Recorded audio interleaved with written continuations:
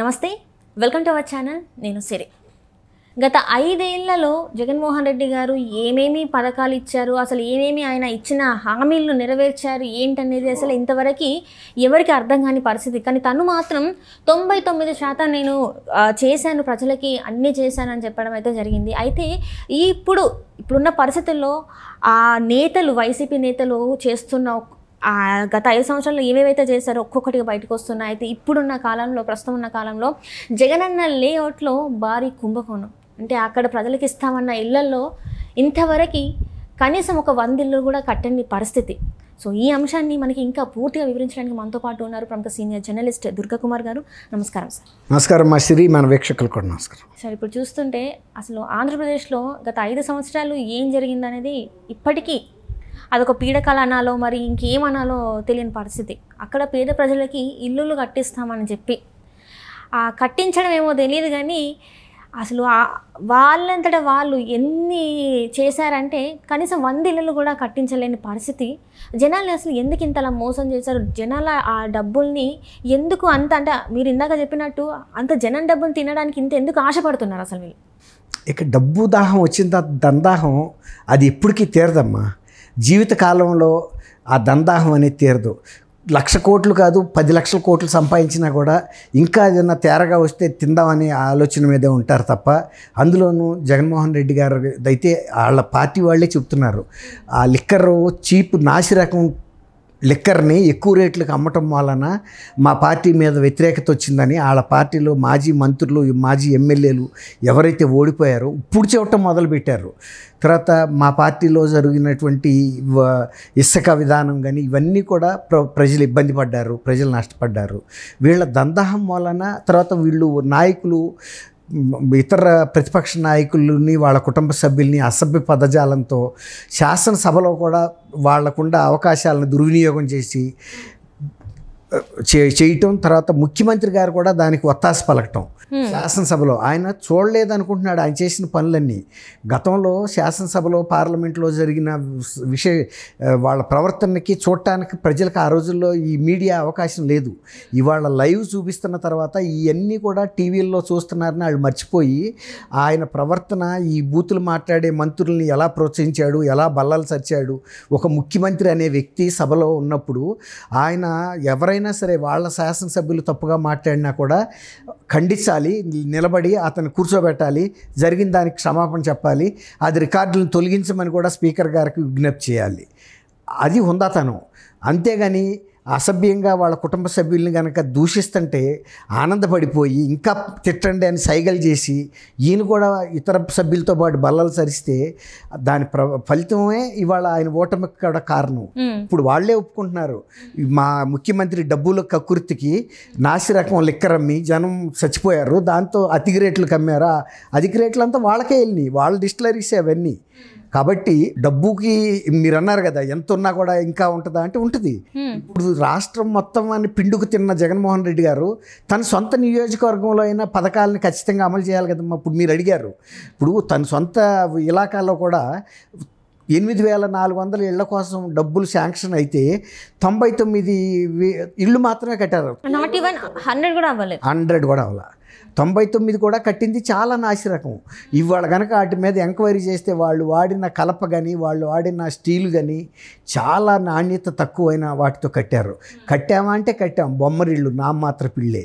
అందులోనూ 99 కట్టి 60 కోట్ల రూపాయలు తోపితుర్తి ప్రకాష్ రెడ్డి అని వాళ్ళ గతంలో ఎమ్మెల్యే, ఆయన వాళ్ళ లీడర్కే ఇచ్చారు ఆ కాంట్రాక్ట్ కూడా.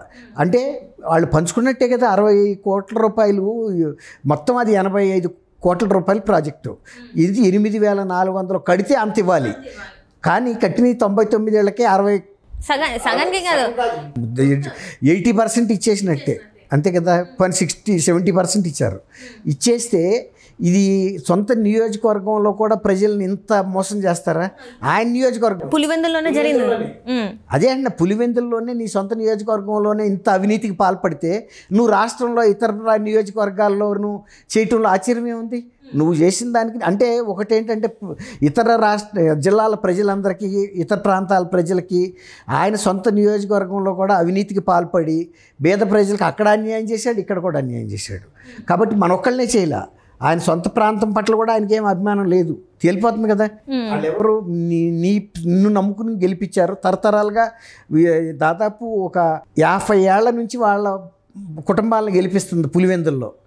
కడప నియోజకవర్గం, లోక్సభ నియోజకవర్గంలో కూడా వీళ్ళ కుటుంబాన్ని గెలిపిస్తున్నారు.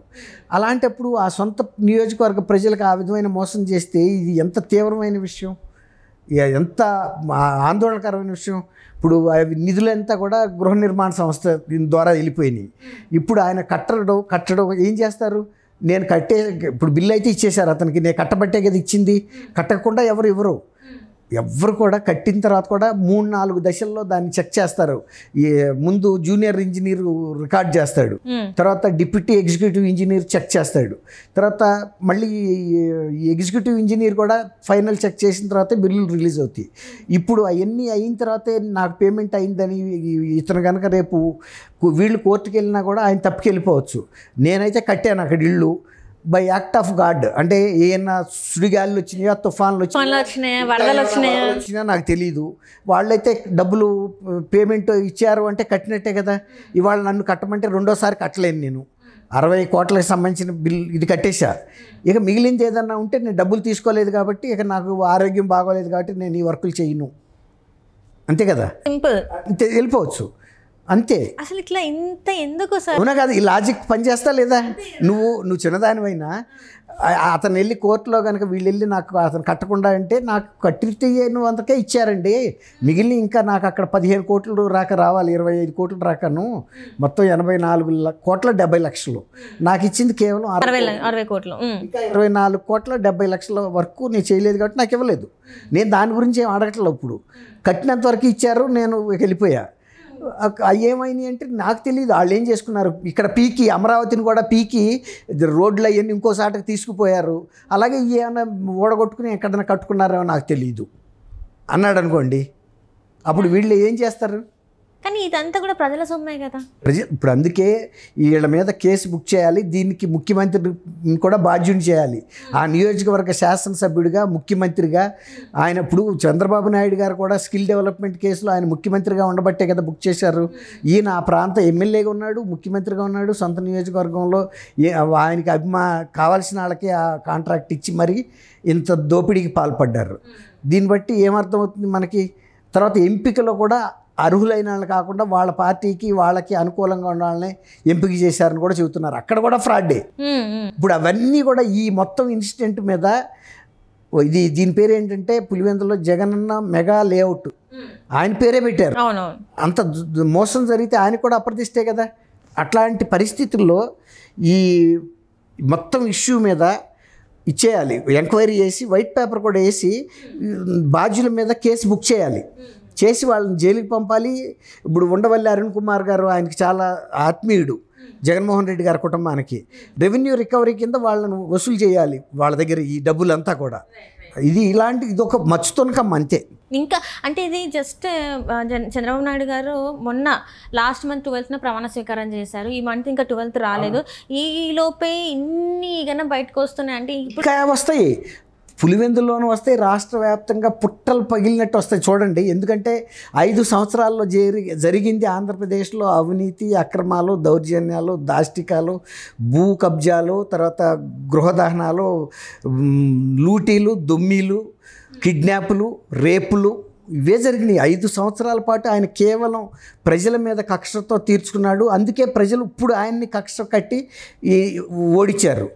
ఆయన ఆ రకంగా హింసిస్తే ఇప్పుడు వీళ్ళు కూడా తీర్పిచ్చారు, గట్టి తీర్పే. Right sir, right. Thank you so much for that. నమస్కారం అమ్మ సిరి, మన వీక్షకులకు.